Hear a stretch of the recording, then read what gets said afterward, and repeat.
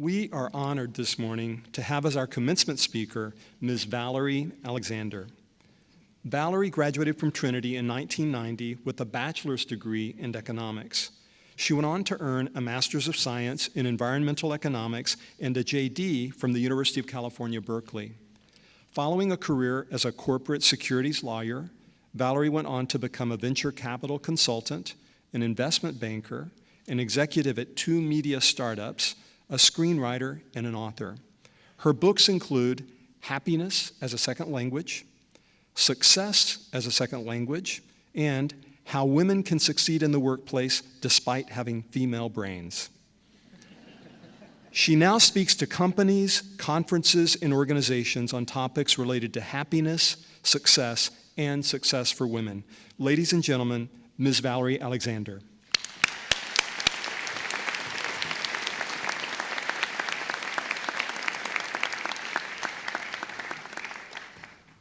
It is such an honor to be the first commencement speaker President Anderson has invited to speak for you at Trinity.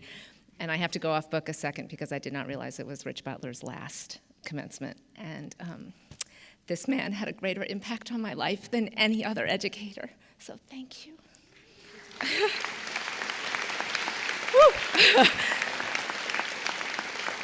By doing this, I've joined a long list of highly accomplished Trinity graduates you've never heard of. I know what your parents are thinking today. All the money we've sent to this place and they couldn't get Tina Fey. Or at least Grace Helbig. I'm kidding, I know your parents have no idea who Grace Helbig is. Rest assured, this is not new. When I sat where you are 26 years ago, our speaker, who had graduated from Trinity 30 years earlier, said that he could remember much of what his commencement speaker had said, but could not remember who it was. He found that fact comforting. I distinctly remember him saying that, and yet I cannot remember who he was. When I told friends and colleagues I would be doing this, every one of them had something that they remembered that their commencement speaker had said on their own ceremonies. My favorite was the public defender who told a graduating class of law school that he never had a mute client get convicted. Mark that one. He never had a mute client get convicted. But no one could remember who their commencement speaker was, which is great, because the person doesn't matter. In speeches and in life, it doesn't matter who I am. All that matters is what I leave behind. If you remember anything from today, I hope you'll remember that this day was about happiness and how important that is and how much control you have over it. And excuse me, Dr. Butler affected me. I'm in an online networking group, and a woman recently posted, "I'm at a crossroads and I need help. I have the ideal job in my field. This is what I majored in, and I work for a great company and get paid a lot. Only problem is I hate it. I made a mistake. This business is not for me. There's a graduate program I want to try, but isn't it too late to change paths? Should I just give up on the idea of ever being happy? I'm already 25 years old."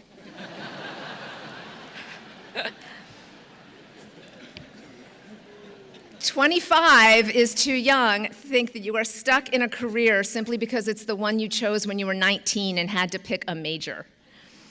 Most people, 10 years after college, are not doing what they thought they would do on the day they graduated. And if they are, it's in a capacity so different from anything they ever imagined. If right now you don't have a job, or in a year you discover you hate the job you're in, it doesn't matter. Welcome to normal. There are jobs you will love that you simply have not heard of or might not exist yet, that because of your Trinity education, you are fully prepared for. This is not to say that you won't have to pay dues, that there might be some misery and some grind, which is worth it, unless you discover you're working towards something you don't want, and then don't do it. I fell backwards into being a securities lawyer. I wasn't fulfilling some lifelong dream of corporate law. I went to law school by accident because Dr. Butler knew that I wouldn't get into a PhD program in economics if I applied, and so therefore he and Dean Grissom encouraged me to apply to law school. I rejected the job offer I got from the nightmare firm where I'd spent my second year summer, and the only offer I got was from one of the big 3 firms in the Silicon Valley, conveniently at the start of the first internet boom. My first IPO was for an Australian company that was going public on the US market, and I sat in that first meeting hoping and praying that someone in the room might say what the letters IPO stood for.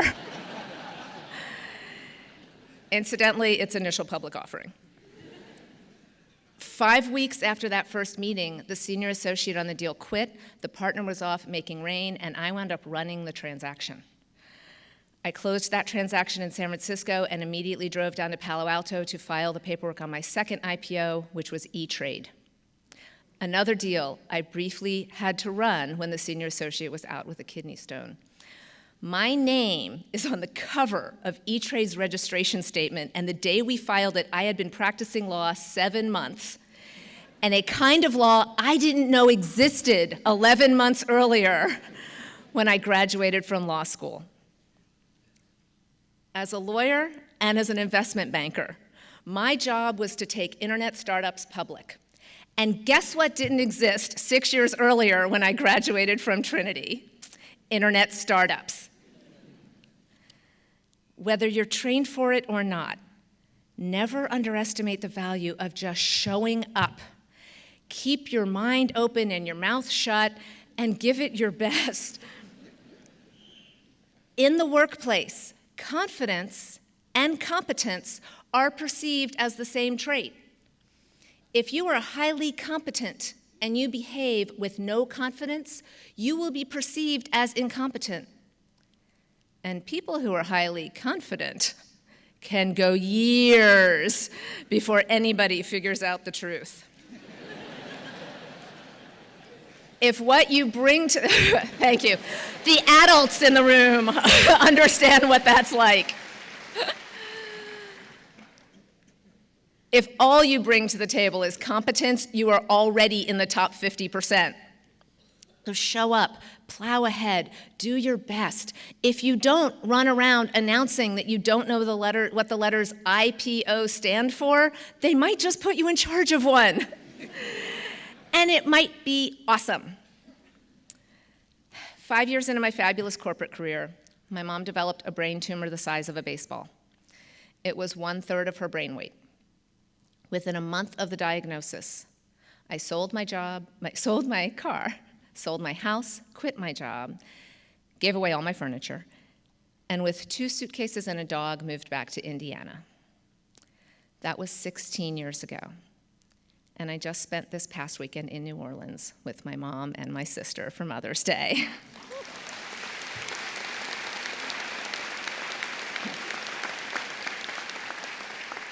I left the Silicon Valley in 2000. And in my absence, the whole place fell apart. So in 2001, when it was time to move back to California, there was nothing to go back to from what I had done before. So when I got to the West Coast, instead of turning right to go to the Bay Area, I turned left to Los Angeles to try my hand at making movies. I gave myself 2 years to earn a living at it because I only had 2 years' worth of money left in the bank. And a year and 10 months later, I was sitting in Joel Schumacher's living room pitching my take on an adaptation he was going to direct. And that was my first screenwriting job. I had 5 fantastic years as a screenwriter. I worked for big names, I was repped by big agencies, I directed very small projects. I married the smartest, funniest man in the business, one of the few film and TV producers who with a moral compass that points true north. That's more important than you can ever realize in a life mate. And when Hollywood became more of a grind than a blast, I decided it wasn't for me anymore. So I became an author, a speaker, a publisher. I'm starting a social gaming company to gamify the content, the self-help content that my authors and I have created to further empower people to achieve lasting, permanent change in their lives. None of this was even within my realm of imagination on the day I graduated from Trinity. The only job of those I just listed that I'd even heard of were lawyer and author. I'm sharing this to let you know that if you have some master plan for your life, that's great. But if you don't have one, that's okay too. Or if you have one and you're not following it, you're fine. Or if you follow it and it turns out to kind of suck, that's also good. Do something else. Changing direction is not failure. Changing direction is not failure. When I mentioned the 25-year-old who was afraid she'd never be happy, everybody laughed. And I hope that was out of a sense of how young 25 is, and not out of derision for the idea that someone at 25 in her first job out of school feels she has the right to be happy. I am so over my generation complaining about your generation. And they're so spoiled, they're so entitled. Yes, you're entitled to be happy at work. All of us are. It just took us so long to realize it that we're a little jealous that you have figured it out already.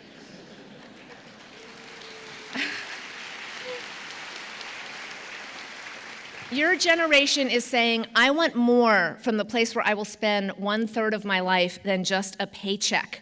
I want it to be fulfilling and rewarding, and you're right. Those things make you happier in your job, and companies would save hundreds of billions of dollars by focusing on what would make their workforce happier. That's not an exaggeration. That number is based on more than a decade of research by Gallup, and the actual number is $450 billion per year in the United States alone.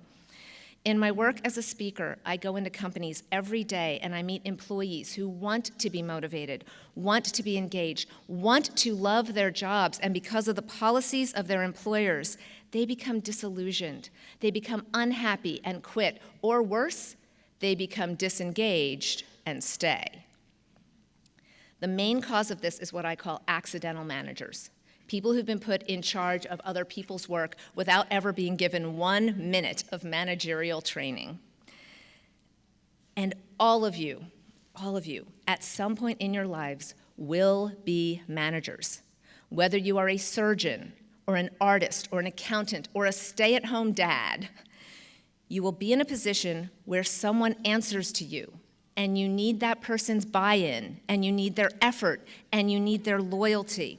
So it will be your job to motivate them. And what motivates them is what motivates all of us: a sense of accomplishment, a feeling of achievement, not money, not fear, not Pop-Tarts, but rather a belief that our work makes a difference in the world. If you are just good at everything else you do, be great at getting the best from the people around you. That skill will pay off exponentially. There is an enormous disconnect between the same old beliefs and the reality of what makes people happy. But you with your ridiculous demands of respect and fulfillment, will be the ones to refocus the rest of us on what really matters. I was a sophomore at Trinity when the movie Wall Street came out, when Gordon Gekko proudly proclaimed, "Greed is good." It was the message our parents were living and the ones we were learning, and it was garbage. Greed is not good. Greed encourages the hoarding of wealth at the expense of growth. Greed does not create jobs. Greed does not foster innovation. Greed does not increase happiness, and unhappy people cost the rest of us a lot more money. They call in sick, they quit without notice, they bully other people on the job, they're more likely to get injured, they engage in workplace violence.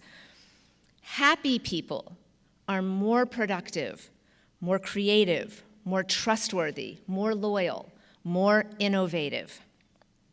Adam Smith's invisible hand theory said that all of us acting in our own self-interest gets to the best outcome. But that's a lie. John Nash showed that working cooperatively to everyone's benefit yields a greater collective outcome. See, I remembered something.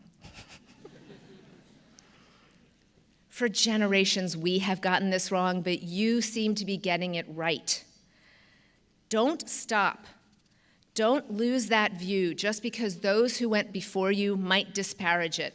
This year, we lost the artist who 45 years ago wrote the words, "And these children that you spit on as they try and change the world, are immune to your consultations. They're quite aware what they're going through.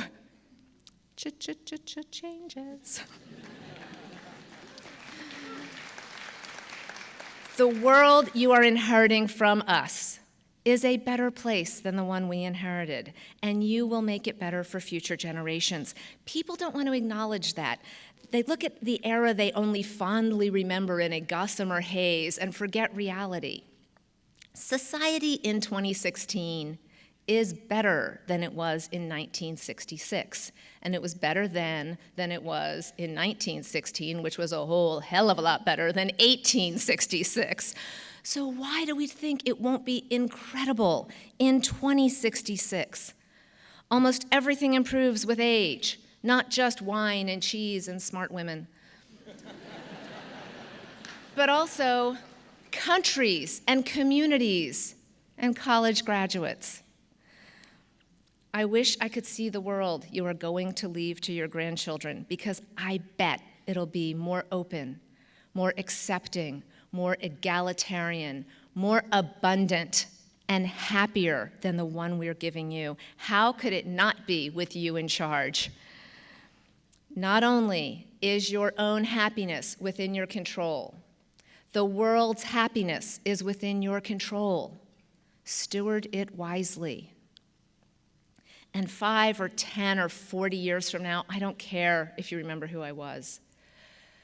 But 40 years from now, I hope you'll remember what I said, because I'll be 87 and I probably won't. And if you found these words inspiring or just stress relieving, then take them, embrace them, build on them, and go do what you were born, raised, educated, and are now fully prepared to do. Go be amazing, and never forget that you are a tiger at heart.